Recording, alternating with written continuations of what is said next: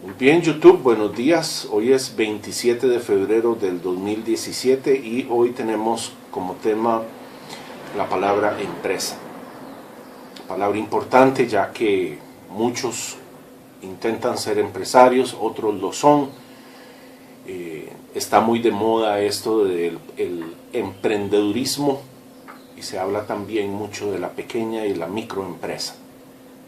Vamos a referirnos a la etimología, de la palabra, que proviene del latín imprendere, que se compone del prefijo in, que significa desde adentro, y que cambia a im, antes de p, y el prefijo pre, que significa antes de, y finalmente el verbo endere, que significa agarrar o tomar, quedando por tanto el significado de la palabra empresa como emprender, es decir, tomar y obtener.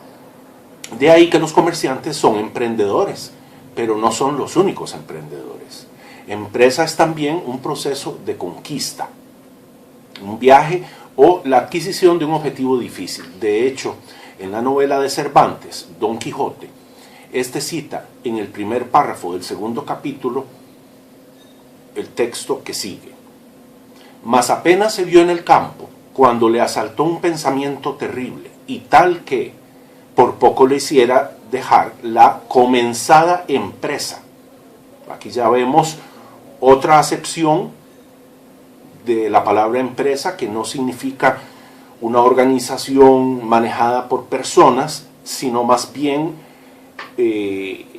cuando dice dejar la comenzada empresa, está refiriéndose al hecho de que finalmente en su capítulo segundo de la novela, Quijote sale a conquistar, a remendar entuertos y a pelear contra dragones y molinos de viento y todo esto.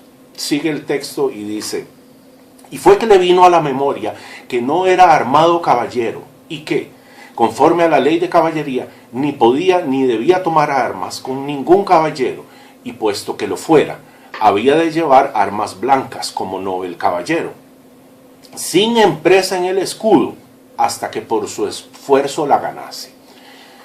Aquí vemos otra acepción de la palabra empresa. En el caso de España, desde la Edad Media, los nobles podían llevar una empresa en su escudo, es decir, un signo, un blasón que hablaba del compromiso del señor caballero para con una noble causa o una empresa difícil de alcanzar, fuera una conquista, fuera algún tema importante de la época. Entonces vemos cómo desde el siglo de oro español ya hay documentación de lo que empresa significa en el caso de los españoles. En Francia tenemos la palabra entrepreneur, que es la definición que se usa allá para un empresario. Este término empieza a usarse en la baja Edad Media y se utiliza para designar a las personas que ejecutaban tareas importantes, o de tipo bélico o asociadas a las construcciones más importantes de la época, a saber, las catedrales góticas. Estos entrepreneurs eran personajes que eran entre arquitectos y maestros de obras, que celosamente protegían su conocimiento y lo transmitían de padre a hijo. Dichas obras tardaban décadas o siglos en terminarse, y a lo mejor a medio camino el entrepreneur moría, de manera tal que la obra era seguida por el hijo y quizás al final por el nieto.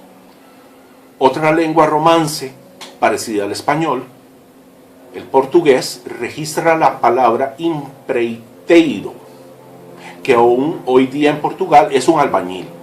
Por tanto, se observa acá cómo en portugués se conserva el significado original que tuvo la palabra entrepreneur en la Francia de la Edad Media, mientras que con el paso del tiempo su significado en Francia cambió a lo que actualmente significa empresario en español. Dato curioso es que al no existir en inglés la palabra, entonces ellos, que son muy prácticos, simplemente la adoptaron tal y como es. Entonces entrepreneur en inglés es lo que en español significa empresario. Entonces es muy interesante cómo en portugués se conservó el significado original desde la Edad Media de la palabra entrepreneur o interpreiro como albañil.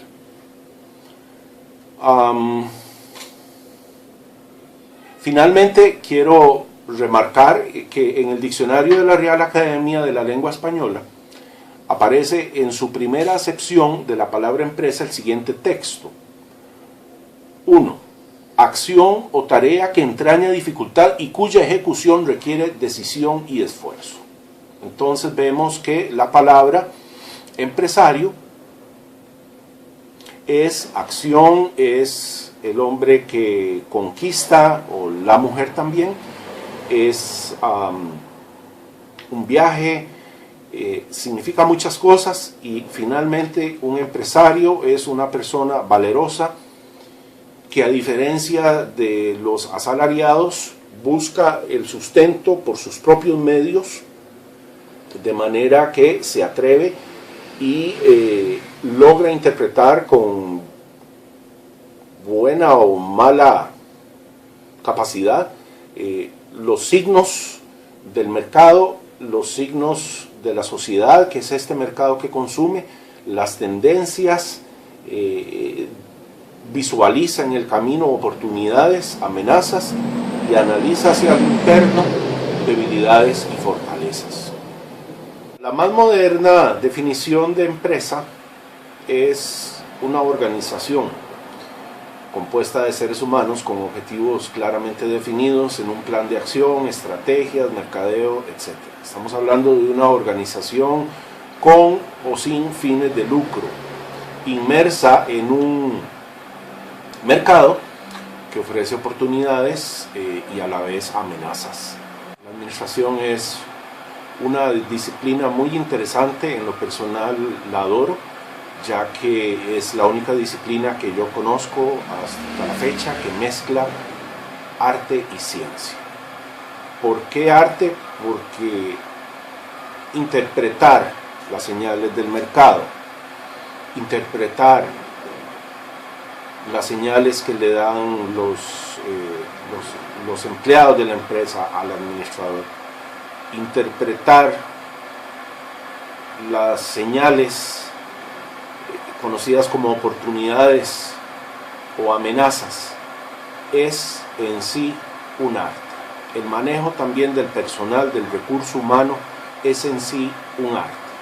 Y es también la administración una ciencia, porque por supuesto utiliza los números, la aritmética, la contabilidad, las matemáticas financieras, el cálculo de los intereses, las estadísticas. Realmente la administración es muy científica.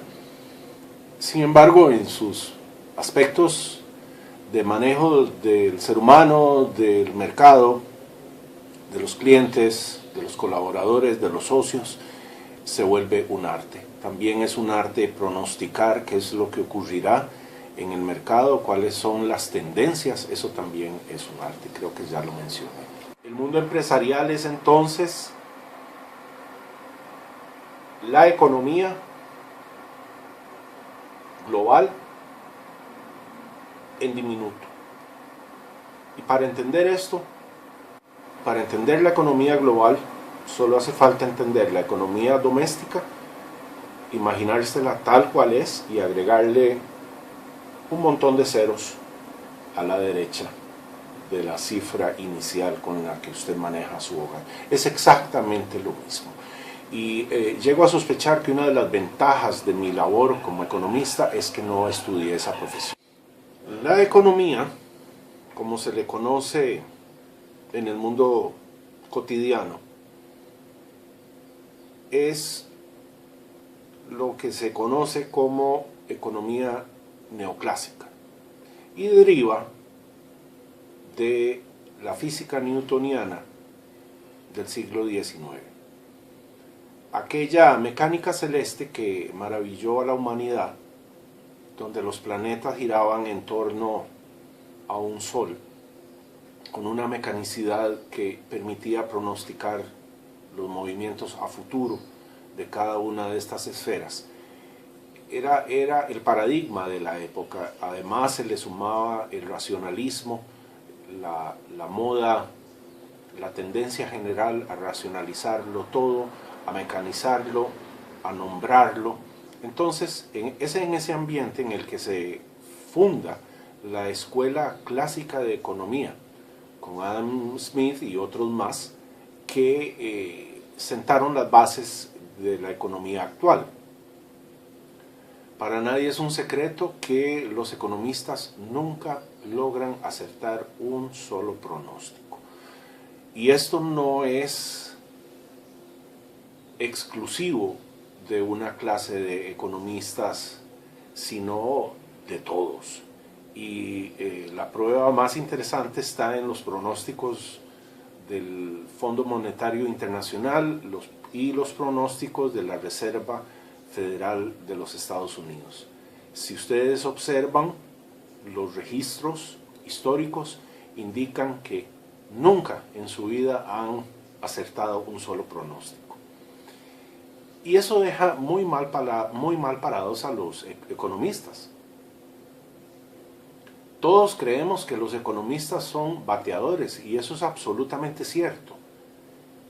Y es que lo que quizá ustedes no saben es que hay otras escuelas de pensamiento económico, específicamente la Escuela Austriaca de Economía, que nace a mediados del siglo XIX con la participación de economistas austriacos como von Mises y posteriormente Hayek y otros cuantos más que no recuerdo en este momento.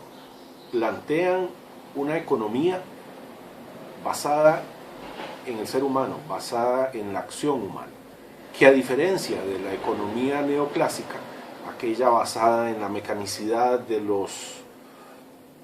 las esferas girando de Newton,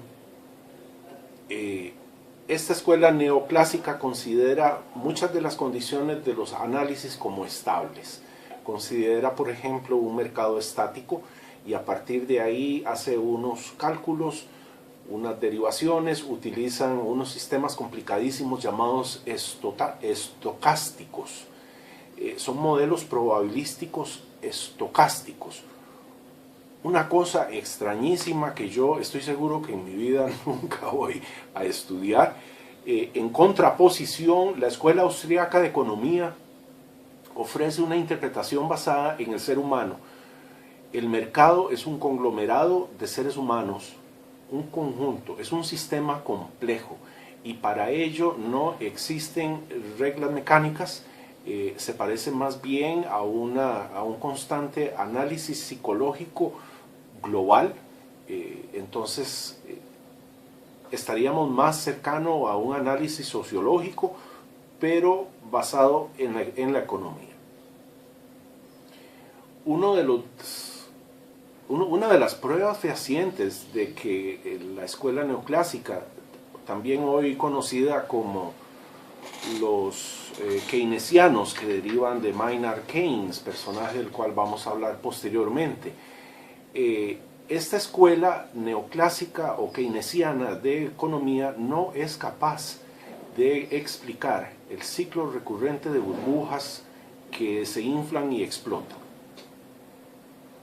De hecho, en una declaración memorable que hiciera Keynes, cuando se le preguntó por qué ocurría este hecho constantemente, muy claramente registrado en la historia, llegó a dar una definición completamente absurda y risible. Dijo que por alguna extraña razón que todavía no se comprendía, el mercado súbitamente entraba en un estado irracional que él definió en inglés como animal spirits. Es decir, contra toda lógica y contra todo uso de razón, el mercado súbitamente entraba en descomposición y la burbuja económica colapsaba. Por otro lado, tenemos de von Mises la teoría del ciclo de producción, que explica perfectamente cómo es que ocurre el ciclo recurrente de burbujas económicas que se inflan y explotan. ¿Por qué usted nunca había escuchado sobre la escuela austríaca? Bueno, es que la verdad es que ninguno de nosotros quiere oír mucho sobre economía porque de antemano ya pensamos que es lo más aburrido y detestable del mundo. Muy árido. Pero bueno, aquellos que sí están un poco más empapados del asunto de la economía, quizá conozcan a estos personajes de la escuela austríaca de economía, a la cual nunca le han permitido ejercer, por una sencilla razón. Arrancan con este postulado de que lo primero que se tiene que hacer es disminuir el gasto público, y eso es lo peor que le podemos pedir a los políticos. Los políticos en un sistema democrático logran triunfos electorales comprando votos, y esa es la desgracia del sistema democrático. Típica escena es la de un candidato que aparece en un pueblo prometiendo que les van a dar el puente que tanto necesitan. A su lado el asesor le susurra: señor, en este pueblo no hay río, a lo cual el tipo contesta: pues les construimos el río inmediatamente. El gasto público es el premio que se le otorga a los pegabanderas. Los candidatos quedan electos gracias a un pueblo al cual se le engaña, se le promete, y esas promesas se cumplen a ciertas personas muy allegadas al poder, que generan una burocracia altamente improductiva que paulatinamente va enquistando, anquilosando, deteriorando el sistema. Conforme va creciendo se va volviendo más inútil, y como referencia a esto que estoy diciendo podemos revisar rápidamente la teoría de los sistemas complejos de Benoit Mandelbrot, que fue quien a su vez descubrió la geometría fractal. Es creador también de la teoría del caos, y con esta otra teoría de los sistemas complejos describe matemáticamente aquellos sistemas complejos y su funcionamiento. Y por sistema complejo podemos definir, por ejemplo, una escuela de peces, una bandada de aves, un mercado financiero, una avalancha o una ola marina.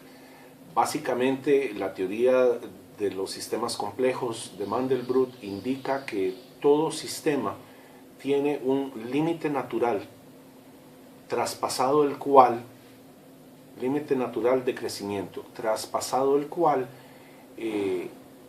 este sistema empieza a demandar cada vez más recursos por unidad de crecimiento, dando a su vez un rendimiento cada vez más bajo por unidad de crecimiento, hasta llegar a un momento en el que por un instante se queda estático y no hay energía en el universo capaz de seguir produciendo que este sistema siga creciendo. Y como en el caso de la ola marina, simplemente después de ese momento de estaticidad muy fugaz, viene la fase de transición, que es el colapso. Es decir, la ola marina realiza la cresta y colapsa sobre sí misma. Esta autodestrucción le permite reiniciar el ciclo una y otra vez hasta el infinito. Eso es así es como funcionan los sistemas complejos y el mercado. Por tanto, el análisis económico de ese mercado es un análisis correspondiente a un sistema complejo. Y en síntesis, ¿qué es lo que tenemos? Tenemos un sistema de análisis financiero basado en un modelo completamente errado, que se demuestra constantemente que no funciona, y también un modelo de crecimiento económico infinito, que atenta contra la naturaleza, atenta directamente contra la teoría de los sistemas complejos de Mandelbrot, y pronostica un colapso total. Esta es la síntesis de esta conversación. Iniciamos con el concepto de empresa, pasamos al concepto de economía, a escuela de pensamiento económico, descubrimos cómo los modelos probabilísticos estocásticos de la Fed no funcionan, y vimos cómo el juego de la democracia al final resulta en un crecimiento desmedido del Estado y en un definitivo colapso, ya que se olvidan de la humildad del ser humano y se olvidan de que todos los ciclos naturales hacen curvas, ¿verdad? Suben y bajan, y la economía no es distinta, y desde el momento en que rompieron con ese modelo e imaginaron posible un modelo artificial de crecimiento infinito, lo que hicieron fue condenar a esta sociedad a un colapso financiero que está por ocurrir pronto. Eso es todo, muchas gracias, espero que le hagan clic al me gusta en este video, que se suscriban y estamos viéndonos pronto. Chao.